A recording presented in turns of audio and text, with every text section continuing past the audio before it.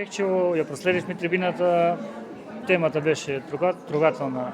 беше поучна за родителите кои се соочуваат со тоа за што самите зборев. Тебе да ни кажеш накратко за меморандумот, за самите граѓани што имаа можност да слушнат денеска. Меморандумот кој што го подпишавме со градоначалникот Александар Китански, меморандум кој што ги отвара вратите на национална основа за соработка за оние гласови, оние родители чии што гласови не се слушнати, оние родители кои што не признаваат, не прифаќаат дијагнозата на своите деца, а кои што се веќе видливи од страна на наставниот кадар.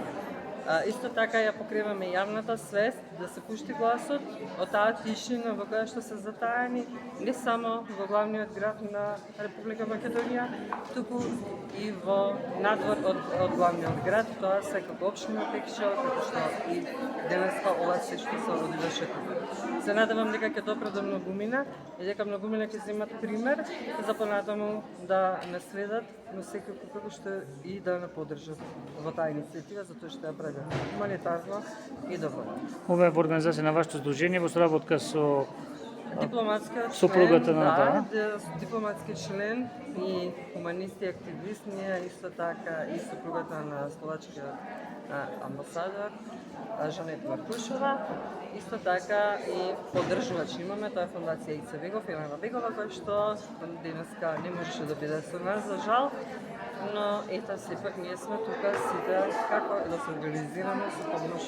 на самата општина која што не поддржи. И за крај, дали оваа кампања на некој начин ќе продолжи во некои други општини овде близу до нас?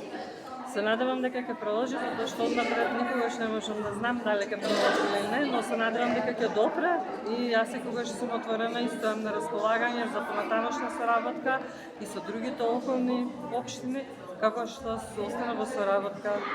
дека ме подпишавме меморандум за соработка за од септември, кога ќе почнат школските денови, за да имаме на терен излегување во општина Пехчево. Ви благодарам. Благодарам.